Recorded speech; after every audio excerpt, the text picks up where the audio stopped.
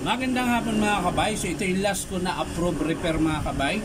39252 pa rin mga kabay, pero letter G po ito, yung kanina F. Magkakasama po ito mga kabay.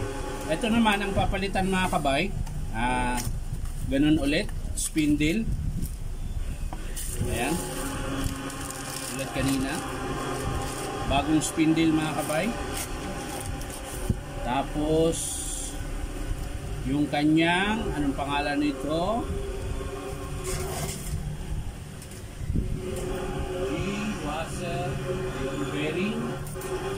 Bearing po ito mga kabay, ang pangalan, pero hindi talaga siya bearing. Ayan. Tapos yung shim niya mga kabay, ito yung nakalagay sa piston. Ayan.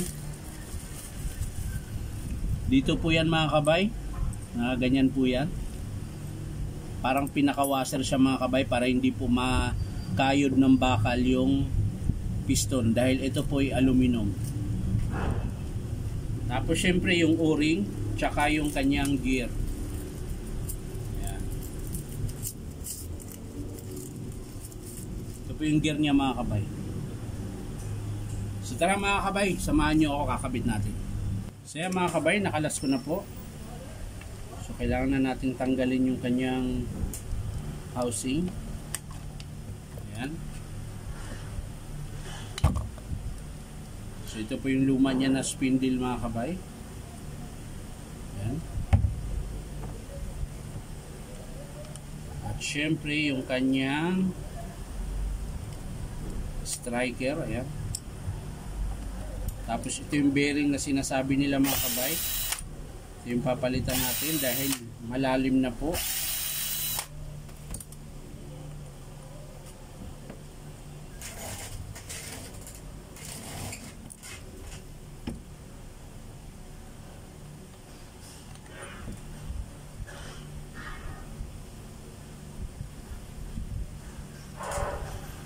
So ayan mga kabay, kaya ko ito pinalitan dahil tingnan nyo po, nagkaroon na siya ng uka. Ayan.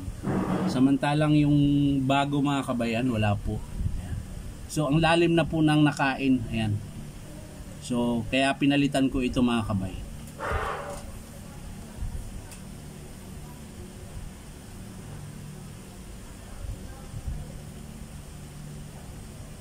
Tapos dito naman sa gear mga kabay, ang sira po nito itong sa gilid. Bali nakain na po siya. Ayan. Tingnan po nyo po yung bago, wala pa pong bawas. Ayan. Ayan. So kaya ko ito pinalitan mga kabay.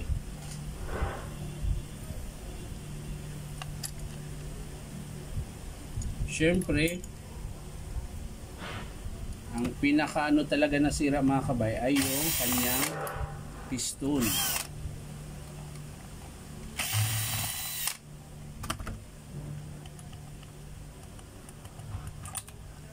So ayan mga kabay, tingnan nyo po yung piston nya. Basag po, ayan. Pati shim nya mga kabay, wala na. Ayan. Napudpud na. So kaya ako po siya pinalitan. So bago yan mga kabay, bago natin ikabit, kailangan nating linisin to dahil yung mga meron siyang mga maliliit na peraso ng aluminum na hindi nadugo. Kailangan nating linisin mga kabay.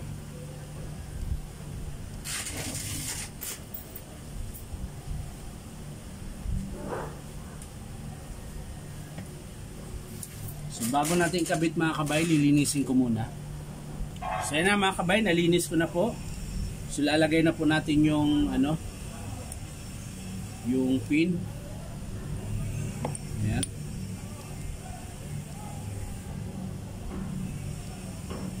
So mga kabay, dito na po yung shim, ayan. Tapos yung kanyang pin, ayan. Tapos lagay na natin yung connecting rod. Ayan. Siyempre, i-screw yan dito mga kabay. Ayan.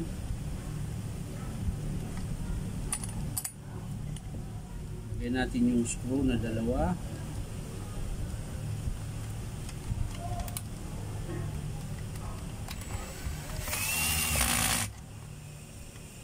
yung isa.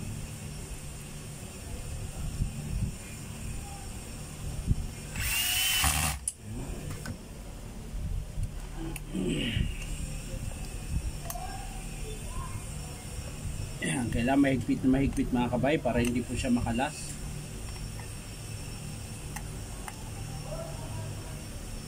Ayan. Siyempre sunod yung kanyang selector housing. Ayan, tsaka yung washer. So yan mga kabay. Tapos next, yung kanyang bagong bearing. Ayan. Bearing na hindi naman talaga siya bearing. Ayan. At syempre, yung kanyang screw. Ayan.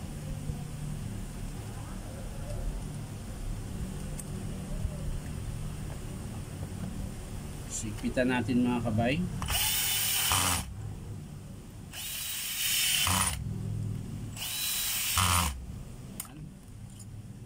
Sa manual syempre.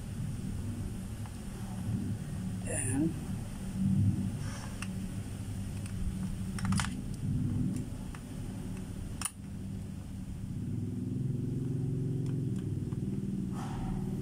Ayan. Susunod yung kanyang sunny striker.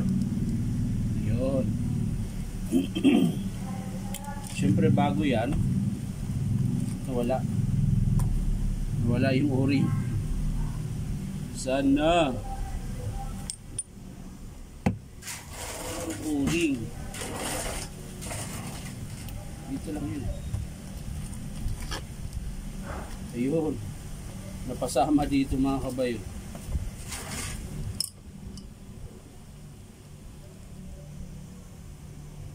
Alasin natin to, palitan natin ng bago. Ayan.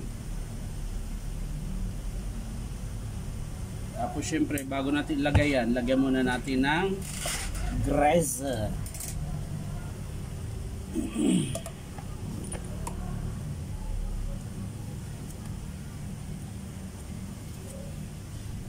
Lagyan ng grease.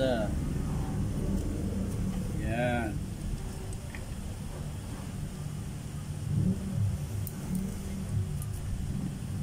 Yung kanyang washer. Sana. Yun. Ito, huwag niyong kalimutan ito mga kabay. Ito yung pinakawasab dito sa spindle. So, dyan yan sa ibabaw. Ayan. Bago niyo ikabit yung spindle mga kabay, striker muna. Muntik na makalimutan. Ayan. Tapos spindle. Ayan na siya mga kabay. At yung kanyang gear.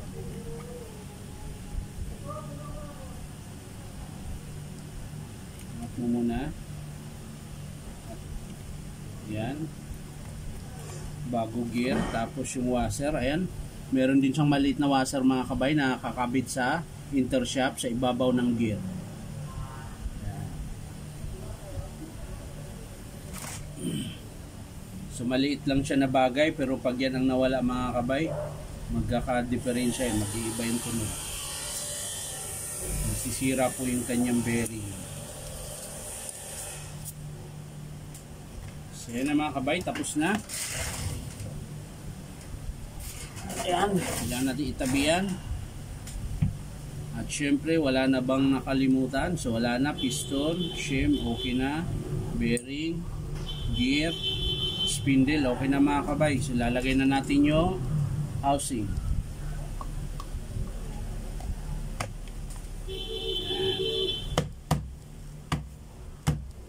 Siyempre yung kanyang 4 na screw.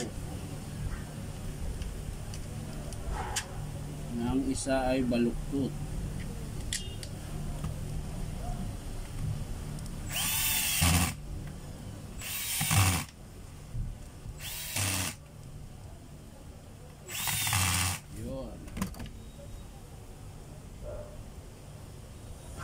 Tapos ang sunod mga kabay, ito yung kanyang spring tsaka washer. Ito yung naglalak sa bala mga kabay pag pinasok nyo yung bala. Yan. Siyempre yung kanyang cooler at yung kanyang ring lock or tawag nito. Yun. Kaya na mga kabay, tapos na po. So kakabit ko na yung kanyang lever. Ayan.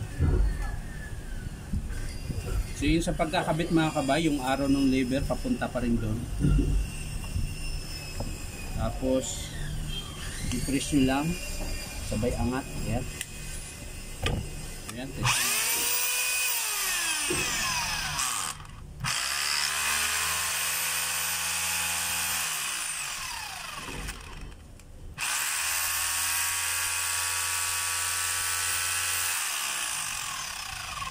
So yan mga kabay, testing lang natin yung kanyang hammer kung malakas. So yan mga kabay, testing lang natin yung kanyang chipping. Tapos yung kanyang hammer mga kabay.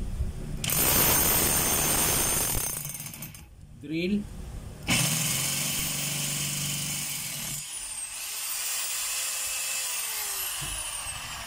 So okay na mga kabay, ulitin ko lang, spindle, piston, bearing, gear, tsaka o-ring. Yan lang po yung pinalitan natin dito mga kabay. So maraming salamat mga kabay. Bye bye.